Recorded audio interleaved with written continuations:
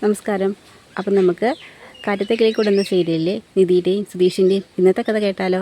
എൻ്റെ ചാനൽ ആദ്യമായി കാണുകയാണെന്നുണ്ടെങ്കിൽ ഒന്ന് സബ്സ്ക്രൈബ് ചെയ്യണേ. വീഡിയോ ഇഷ്ടപ്പെടുവാണെങ്കിൽ ലൈക്ക് ചെയ്യണേ, കമൻറ്റ് ചെയ്യണേ.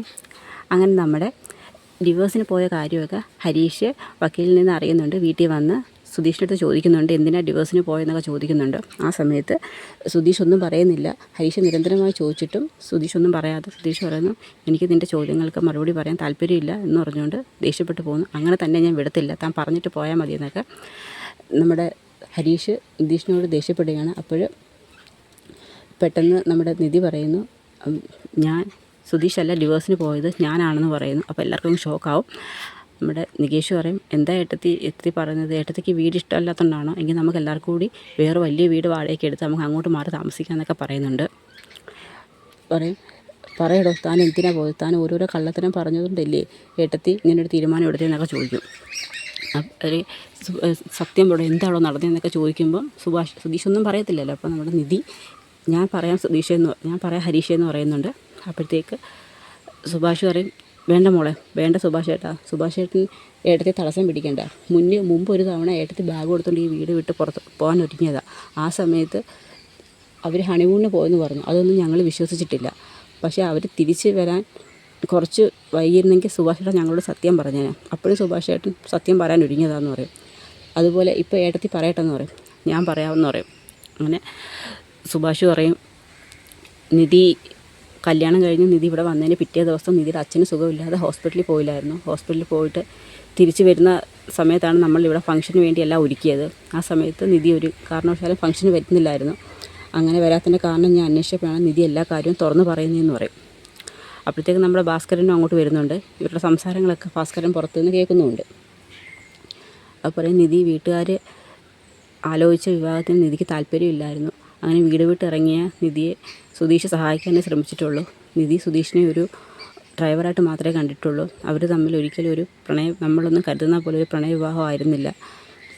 അവർ രക്ഷപ്പെട്ട് ഓടിച്ചെന്നത് ഒരു പോലീസ് സ്റ്റേഷനിൽ നിന്ന് 2 ഓപ്ഷൻ മാത്രമേ ആ സ്റ്റേഷനിൽ വെച്ച് നിധിക്കുള്ളായിരുന്നു. ഒന്നിൽ വീട്ടുകാരോടൊപ്പം പോവുക, അല്ലെന്നുണ്ടെങ്കിൽ സുധീഷിനെ വിവാഹം കഴിക്കുക. അങ്ങനെ പോലീസുകാരുടെ സാന്നിധ്യത്തിൽ തന്നെ അവിടെ വെച്ച് വിവാഹം നടന്നു. അവരത് രജിസ്റ്ററും ചെയ്തു.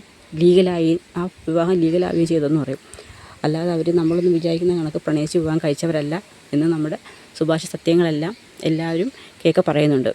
എല്ലാവരും ഭയങ്കരമായിട്ടങ്ങ് വിഷമിച്ചിരിക്കുകയാണ്. പെട്ടെന്ന് ഷോക്കായിപ്പോവും. അപ്പോഴത്തേക്ക് നമ്മുടെ ഹരീഷ് വന്നിട്ട് സുധീഷിനോട് ചോദിക്കും, പിന്നെ താൻ എന്തിനാടോ പ്രേമിച്ച് വിവാഹം കഴിച്ചതെന്ന് പറഞ്ഞതെന്ന് പറയും.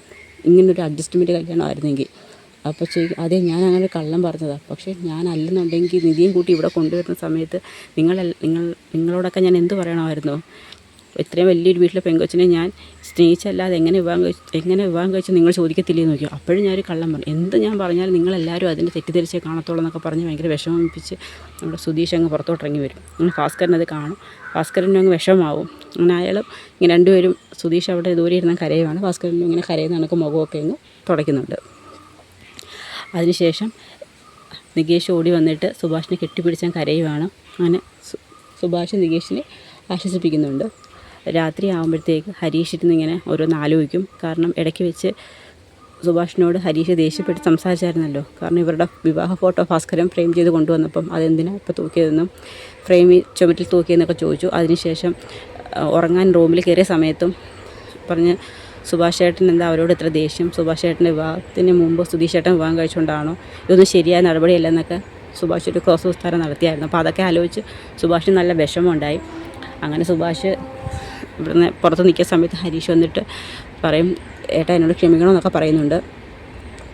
നമ്മുടെ സുഭാഷ് പറഞ്ഞ, സാരമില്ലടാ, ഇവിടെ സംഭവിച്ച കാര്യങ്ങളൊക്കെ ഞാൻ നിന്നോട് പറയേണ്ടതായിരുന്നു.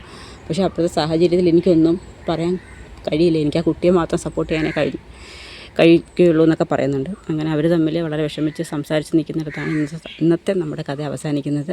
അപ്പോൾ എല്ലാവരും കഥ കേൾക്കണം, ഇഷ്ടമായ സപ്പോർട്ട് ചെയ്യണം. അതിനുശേഷം നമ്മുടെ സാന്ദ്രേട്ടത്തി നിധിയെ വിളിക്കുന്നുണ്ട്. വിളിച്ച് വിവരങ്ങളൊക്കെ അന്വേഷിക്കും. എത്രയും പെട്ടെന്ന് ഡിവോഴ്സ് മേടിക്കണമെന്നും ഡിവോഴ്സിന് ശേഷം നീ ജോലിക്ക് ശ്രമിക്കണമെന്നൊക്കെ പറയുന്നുണ്ട്. 5 ആണുങ്ങൾ മാത്രം താമസിക്കുന്ന വീടല്ലേ എന്നൊക്കെ പറയുന്നു. അപ്പോൾ നമ്മുടെ നിധി പറയുന്നുണ്ട്, എന്താ ഏട്ടത്തി 5 ആണുങ്ങൾ മാത്രം താമസിക്കുന്ന വീട്ടിൽ താമസിച്ചാൽ എന്നൊക്കെ പറയുന്നുണ്ട്. അപ്പോൾ അതിൻ്റെ വരും വിശേഷങ്ങളൊക്കെയാണ് നമ്മൾ കാണാൻ പോകുന്നത്. അപ്പോൾ എല്ലാവർക്കും ഒരു ശുഭദിനം നേരുന്നു. നന്ദി.